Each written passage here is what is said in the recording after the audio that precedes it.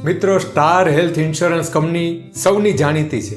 ઇન્ડિયાની number 1 company કહે છે એ બરોબર છે, પરંતુ ઇન્ડિયાની આ નંબર 1 કંપની ક્લેમ દેવાની અંદરમાં કેવા લોચા મારે છે, કેવા બિનજરૂરી ક્લેમ રિજેક્ટ કરે છે, એનો આજે હું જીવતો ને જાગતો ઉદાહરણ આપની સમક્ષ સ્ક્રીન ઉપર તમને બતાવી રહ્યો છું.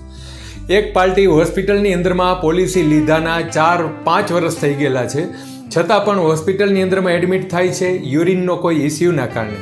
ઇમરજન્સીમાં હોસ્પિટલાઇઝ થાય છે, ત્યાં તેમને 2 થી 3 દિવસની ટ્રીટમેન્ટ દેવામાં આવે છે.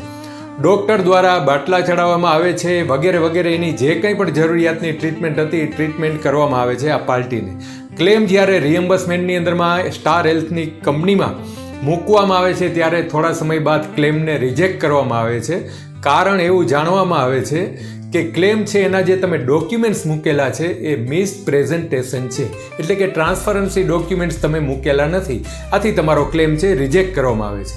પણ એવું કોઈ ચોક્કસ કારણ એની અંદર દર્શાવવામાં આવતું નથી કે ટ્રાન્સફરન્સી ડોક્યુમેન્ટ્સ એટલે શું તમને ઘટે છે આ ક્લેમના ડોક્યુમેન્ટ્સની અંદરમાં, તો પાર્ટી છે એ તમને પ્રોવાઈડ કરી શકે. એવા કોઈ પણ જાતના કારણ વગર ક્લેમ છે એને સ્ટાર હેલ્થે રિજેક્ટ કરી દીધો. ઇન્વેસ્ટિગેશન આવે છે, આપણે બાદમાં ગ્રીવિયન્સની અંદરમાં મેલ કરેલો છે, પછી ઇન્વેસ્ટિગેશન થાય છે.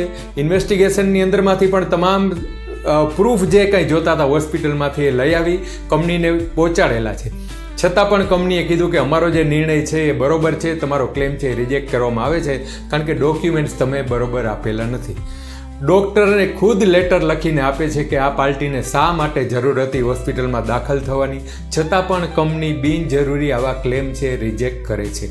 તો સ્ટાર હેલ્થની તમારી પાસે પોલિસી હોય તો ખાસ ધ્યાન રાખજો. આવા રિજેક્શન આવે છે, આનું પ્રૂફ મેં તમને સ્ક્રીનશોટ ઉપર આપેલું છે, જે તમે વાંચી લેજો. અને આપણે પણ કોઈ પણ જાતનો ક્લેમમાં ઇસ્યુ હોય તો નીચે કોમેન્ટ બોક્સની અંદરમાં જણાવજો.